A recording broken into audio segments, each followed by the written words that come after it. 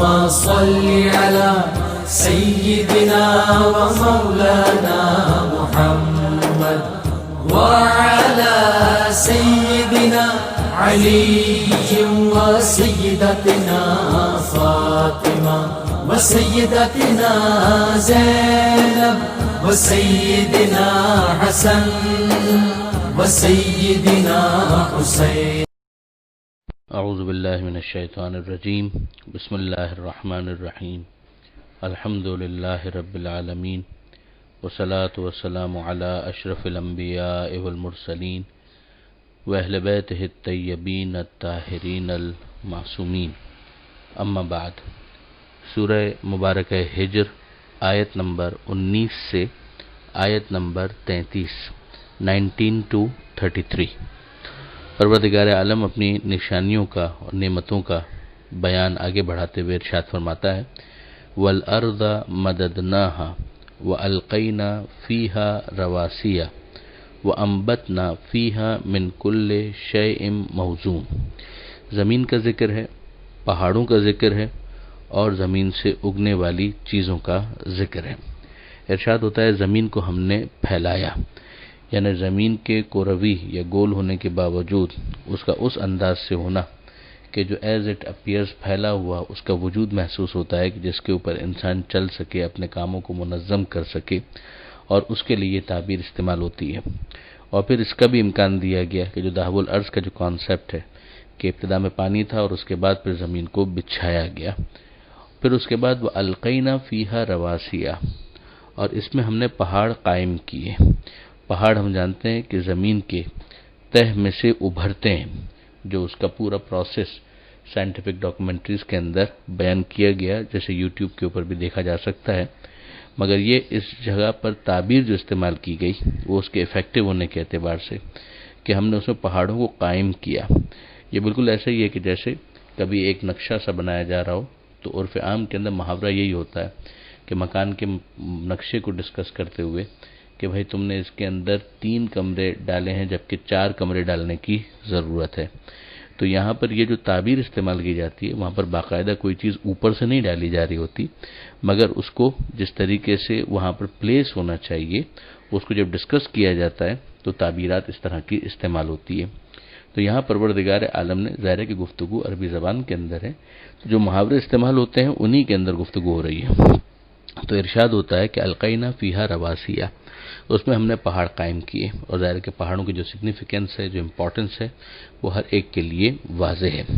وَأَنبَتْنَا فِيهَا مِنْ كُلِّ شَيْءٍ مَوْزُونٍ، اور اس میں نپی تلی ہوئی ہر قسم کی چیزیں ہم نے لگائیں. اب یہ جو انبتنا، اگائیں، لگائیں، یہ جو تعبیرات ہیں ان کے ذریعے سے ایک تو فوراً جو ذہن جاتا ہے وہ جاتا ہے نباتات کی طرف، پلانٹس کی طرف، کہ جن کے ذریعے سے انسان کو غلہ بھی حاصل ہوتا ہے، اپنے پھل بھی حاصل ہوتے ہیں، فصلیں بھی حاصل ہوتی ہیں. مگر اس کے مفہوم کے اندر قرآن مجید کی جو لغت ہے اس کو دیکھا جائے تو بڑی وسعت ہے، اور اس کے اندر ایون جو معدنیات ہیں، جو منرلز ہیں، وہ بھی اس کے اندر شامل ہوتے ہیں. اور اسی طرح سے خود انسان کا جو وجود ہے اس کے لیے بھی قرآن مجید نے یہ تعبیر استعمال کی ہے. تفسیر نمونہ میں اس میں اچھی بحث موجود ہے. بہرحال اس لفظ کے اندر کافی وسعت پائی جاتی ہے. اور پھر یہ بھی کہ کل شیء موزون، کہ ہر چیز وہ کہ جو موضوع ہے، نپی تلی ہوئی، یعنی جس کو ہم دیکھیں تو اس کے اندر ایک مقرر شدہ ایک حساب موجود ہے جو پروردگار عالم کی طرف سے قائم کیا گیا ہے. وَجَعَلْنَا لَكُمْ فِيهَا مَعَایِشَ وَمَنْ لَسْتُمْ لَهُ بِرَازِقِينَ، اور تمہارے لیے اس میں ذرائع معاش قرار دیے اور ایسے اشخاص جنہیں تم روزی پہنچانے والے نہیں ہو، یعنی نوکر، چاکر، عزیز اقارب، بال بچے سب فائدہ اٹھاتے ہیں، اور رزق پہنچانے والے انہیں حقیقت تم نہیں ہو بلکہ اللہ ہے. اور اس کے علاوہ کتنی مخلوقات ہیں کہ جو اس سے اپنے رزق کو حاصل کر رہی ہیں. وَإِن مِّن شَيْءٍ إِلَّا عِندَنَا خَزَائِنُهُ، اور کوئی چیز نہیں ہے مگر یہ کہ ہمارے پاس اس کے خزائن، اس کے ذخیرے موجود ہیں. پروردگار عالم کے خزائن تو کن، کاف اور نون کے درمیان موجود ہے، جو تعبیرات بعض مفسرین نے استعمال بھی کی ہے کہ پروردگار تو ایجاد کرے تو اس کا ارادہ کرنا کافی ہے. پروردگار عالم نے یہاں پر اپنے اس قدرت کی طرف متوجہ کیا ہے کہ ہمارے پاس سارے خزانے موجود ہیں. وَمَا نُنَزِّلُهُ إِلَّا بِقَدَرٍ مَعْلُوم، اور ہم نہیں اتارتے مگر ایک معینہ مقدار پر۔ یہی تو پورا اس دنیا کا حسن ہے۔ یہ دنیا عیاشی اور عیش کی جگہ تو ہے نہیں۔ اس دنیا کے اندر پروردگار عالم نے اتنا ہی نازل کیا کہ جتنا ایک معین مقدار میں خدا نے درست سمجھا، اور اس پر ہم دیکھتے ہیں کہ انسانوں کی سرکشی کا کیا عالم ہے۔ تو اگر پروردگار عالم نے اس دنیا میں ہی اتنا اتار دیا ہوتا کہ جس کے بعد نہ اسٹرگل کی ضرورت ہوتی، نہ ایفرٹس کی ضرورت ہوتی، نہ کوشش کی ضرورت ہوتی، تو خدا بہتر جانتا ہے کہ کتنے افراد فرعون بنتے، جبکہ فرعونیت اس محدود مقدار میں نعمتوں کو حاصل کرنے کے بعد بھی انسانوں کے اندر دکھائی دیتی ہے۔ یہ اس بہت مشہور اعتراض کا جواب بھی ہے کہ جب پروردگار کے پاس سب کچھ ہے تو اس نے سب کچھ نازل کیوں نہیں کر دیا؟ پروردگار جو انسانی ظرف کے مطابق سب کچھ ہے، وہ اگر سب کچھ بھی نازل کر دیتا تب بھی پروردگار عالم کے خزائن اور پروردگار عالم کی قدرت کا کامل اظہار کہاں ہو سکتا تھا؟ مگر یہ جو معاملہ دنیا کا ہے، یہ دنیا دار ابتلاء اور دار امتحان ہے، جس کے بعد پھر انسان جب جنت میں پہنچتا ہے تو وہ امتحان ختم ہوتا ہے اور صرف عیش کی جگہ ہمارے سامنے جنت کی صورت میں آ جاتی ہے۔ وَأَرْسَلْنَا الرِّيَاحَ، مزید پروردگار عالم نے ذہن انسانی کو متوجہ کیا ان نعمتوں کی طرف کہ جو خدا کی طرف سے ہیں، کہ ہم نے ہواؤں کو چلایا۔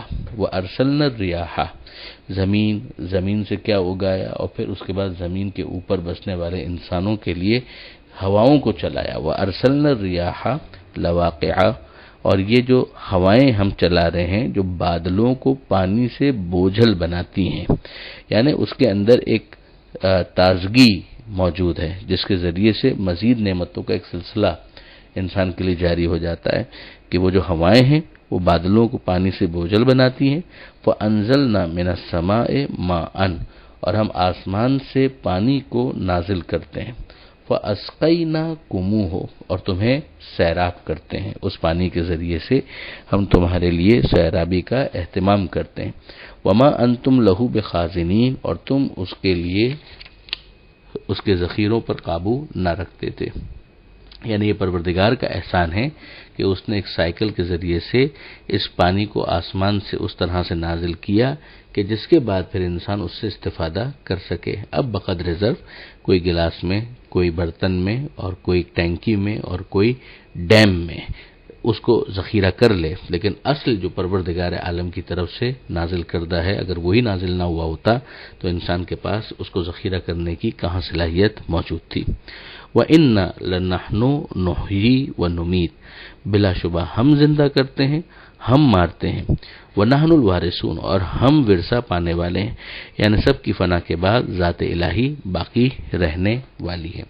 وَلَقَدْ عَلِمْنَا الْمُسْتَقْدِمِينَ مِنْكُمْ وَلَقَدْ عَلِمْنَا الْمُسْتَأْخِرِينَ، اور ہم جانتے ہیں تم میں سے آگے والوں کو اور جانتے ہیں پیچھے والوں کو۔ اب یہ زمانے کے اعتبار سے بھی ہے کہ کون پیچھے گزر چکے ہیں اور کون بعد میں آ رہے ہیں اور آتے رہیں گے قیامت تک کے ظرف زمان کے اندر، اور اسی طریقے سے اگر کیٹیگری وائز کیا جائے کہ کون ہے مثلا نیکی کے کاموں میں سبقت لے جانے والے، آگے بڑھنے والے، اور کون ہے جو اپنے اختیار سے پیچھے رہ جانے والے ہیں، وہ بھی خدا کے علم میں ہے۔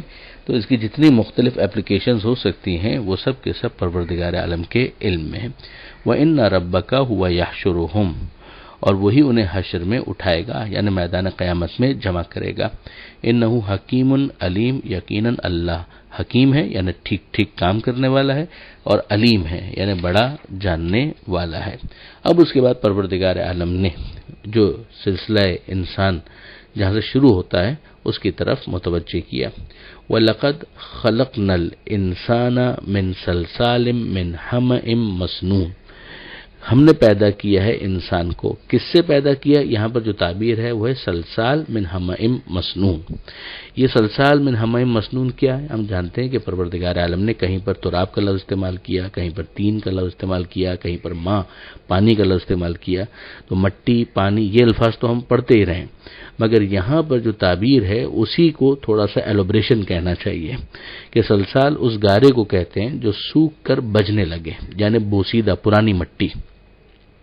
من حمأ مسنون، جو گارا اور کیچڑ ہوگا جب وہ سڑ جائے، ہما کہیں گے گارے اور کیچڑ کو، کہ اس سے اس گارے کو لیا گیا جو سوکھ کر بجنے لگے، یعنی سلسال لیا گیا ہما سے، اور مسنون کے ذریعے سے اس کے سڑے ہوئے ہونے کو، پرانے ہونے کو، بوسیدہ ہونے کو سمجھایا گیا کہ یعنی وہ مٹی کہ جس کے اندر پانی ملا ہوا ہو، مگر وہ پانی اور مٹی کا اختلاط، اس کا مل جانا اس کو کیچڑ اور گارے کی شکل دے دے، اور پھر جب اس کے بعد وہ سوکھ جائے تو اس کو ایسی کیفیت حاصل ہو جائے کہ جس میں سے آواز سی آنے لگے۔ یہ وہ چیز ہے کہ جس سے پروردگار عالم نے انسان کو پیدا کیا۔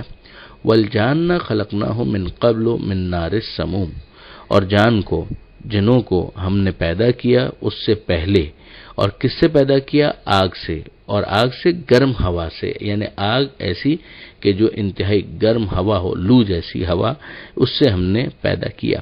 یہ بھی بعض مفسرین نے لکھا کہ جس طرح سے سلسلہ انسان میں آدم علیہ السلام کو حیثیت حاصل ہے، وہی حیثیت جنات میں جان کی ہے، یعنی جان گویا جنات کے لیے سلسلہ مخلوق کا آغاز ہے، اس سلسلے کے آغاز کا نام ہے۔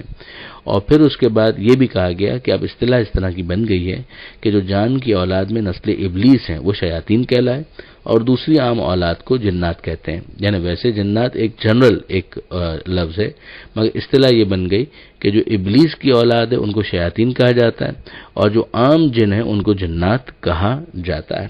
تو پروردگار عالم اسی کی طرف مزید متوجہ کرتا ہے کہ وَإِذْ قَالَ رَبُّكَ لِلْمَلَائِكَةِ، وہ وقت یاد کرو جب تمہارے پروردگار نے فرشتوں سے کہا انی خالق بشرا من صلصال من حمأ مسنون، کہ میں بنانے والا ہوں ایک انسان کو، اور کس سے بنانے والا ہوں؟ اسی گارے سے، صلصال من حمأ مسنون، ایسا گارا جو سوکھ کر بجنے لگے اور جو لیا گیا ہے گارے اور کیچڑ سے جو سڑا ہوا ہو۔ فَإِذَا سَوَّيْتُهُ وَنَفَخْتُ فِيهِ مِن رُوحِي، جب میں اسے نوک پلک سے سوار لوں، وَنَفَخْتُ فِيهِ مِن رُوحِي، اور اس میں اپنی خاص روح پھونک دوں۔ یہ کتنا بڑا شرف ہے انسان کا، ورنہ خدا تو ہم جانتے ہیں کہ جسم و جسمانیت سے اور روح سے سب سے ماورا ہے، مگر پروردگار عالم انسان کو یہ شرف دیتا ہے کہ جو اس کے اندر پھونکا گیا ہے اسے روح کہا گیا اور اسے خدا کی طرف نسبت دی گئی۔ جس طرح سے خانہ کعبہ کو بیت اللہ کہا جاتا ہے، یہ شرف کے لیے ہے نسبت کے اعتبار سے، اسی طرح سے روح جو انسان میں ڈالی گئی ہے اس کی ایک خاص امتیازی حیثیت ہے کہ جس کی وجہ سے اس کی نسبت پروردگار کی طرف دی گئی۔ فَقَعُوا لَهُ سَاجِدِينَ، تو تم اس کے سامنے سجدے میں چلے جانا۔ فَسَجَدَ الْمَلَائِكَةُ كُلُّهُمْ أَجْمَعُونَ، تو ملائکہ سب کے سب سجدے میں چلے گئے، الا ابلیس، سوائے ابلیس کے، ابا ان یکون مع الساجدین، اس نے سجدہ کرنے والوں میں سے ہونے سے انکار کر دیا۔ قال، پروردگار عالم نے کہا یا ابلیس، اے ابلیس، ما لک ان لا تکون مع الساجدین، تجھے کیا ہو گیا کہ تو سجدہ کرنے والوں میں شامل نہ ہوا؟ قال، تو اس نے جواب دیا لم اکن لاسجد لبشر خلقته من صلصال من حمأ مسنون، کہ میں تو نہیں کرنے والا اس کو سجدہ ایک ایسے بشر کو کہ جس کو تو نے صلصال اور حمأ مسنون سے پیدا کیا ہے، یعنی ایک ایسے گارے سے کہ جو کیچڑ سے اور سڑے ہوئے کیچڑ سے لے کر بنایا گیا ہے، اور جو ایسا ہے کہ جس سے آواز آتی ہے، اس کو میں تو سجدہ کرنے والا نہیں ہوں۔ اب آپ غور فرمائیے اس موقع پر کہ وہ خدا کو مان رہا ہے، مگر خدا نے جس کو بنایا ہے اور جس کو منوانا چاہتا ہے اس کو نہیں مانتا، جس کی وجہ سے وہ مردود بھی قرار پایا اور وہ کافر بھی قرار پایا۔ یہ بہت غور طلب ہے کہ پروردگار عالم کو ماننے کے بعد بھی کیا کوئی کافر ہو سکتا ہے؟ تو اس کی یہ مثال ہمارے سامنے ہے کہ ابلیس خدا کو مان رہا تھا، مگر پروردگار عالم کے بنائے ہوئے کو اس نے ماننے سے انکار کر دیا تھا۔ نظر اس کی صرف مادے کی طرف ہے، وہ گارے کو دیکھتا ہے، اس روح کی طرف اس کی کوئی توجہ نہیں ہے کہ جسے پروردگار عالم نے یہ شرف دیا اور اپنی طرف نسبت دی۔ یہاں پر یہ صفحہ مکمل ہوتا ہے، بات تو آگے بڑھے گی۔ پروردگار عالم سے دعا ہے قرآن مجید پڑھنے، سمجھنے اور عمل کی توفیق عطا فرما، اور وارث قرآن امام زمانہ کے ظہور میں تعجیل فرما۔ وآخر دعوانا ان الحمد للہ رب العالمین، والسلام علیکم ورحمۃ اللہ۔